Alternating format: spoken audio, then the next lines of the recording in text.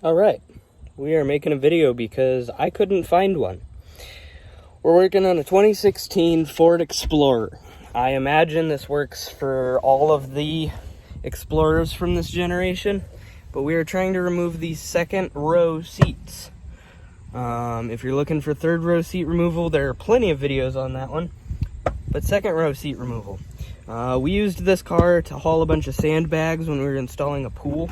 So there's a ton of sand underneath the seats and inside the seats and all in this, and it was a hot mess. There's a literal pile of sand under these seats when I pulled them out. I got the other one sitting over there in the grass, but I have this one bolted back in after I pulled them all the way out. Now there are two bolts on the front side of the seat on each side. There's two right there and there's two on the other side. You do have to remove this connector to get to the bolts without breaking the connector, but that connector is just clipped on right there, and all you have to do is pop that off of there. Then you can access those bolts. What I did not know is that when you fold these seats down, if you put the headrest down, fold the seat over, it'll be, obviously setting up like this. Fold the seat down and then pull up on this latch. It's gonna stop, and you're gonna pull up one more, and it's gonna release the latches on the back side of the seat. And these seats come all the way up like this. I did not know this until I reinstalled these seats. When you do this, it gives you very good access to those two bolts. You can get a big old ratchet on there. Oops. You can get a big old ratchet in there and everything. You got clearance to go all the way around on both sides, on both bolts. I had to use a wrench for the nuts because there's a bolt in the front and a nut in the back where there's a stud welded to the frame. I had to use a wrench to get that one off because I went from the front side instead of pulling them up like this.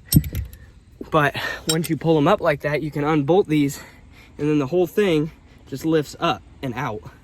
You just keep it folded and you can slide the sucker right out. And then when you're done, same thing going back in. You put the seat in, you line up those holes, get it, so it's sitting like this. Just line those holes up in the bracket. That stud will hold it up. You can put the nut on the top of each one and crank those nuts down on top of the stud. That'll pull the bracket down to the frame of the car and line everything up. And then you can put those two front bolts in. And then once they're bolted in and nice and tight and torqued down, all you got to do is throw it down like that. Just make sure it's in there and you're good to go. But since there wasn't a video on seat removal, second row seat removal for a 2016 Ford Explorer, I wanted to make that video real quick, just kind of explaining how those come in and out.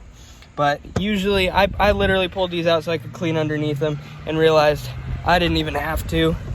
You can pull up on them. Oops, I didn't get it enough. Pull up on them and you get it in, and you can get in there with the vacuum and everything else. So that is how this 2016 Ford designed their seats. So I mean, I feel pretty stupid now, but hey, now you guys don't have to go through the struggle of trying to figure that out. But yeah, have a good day.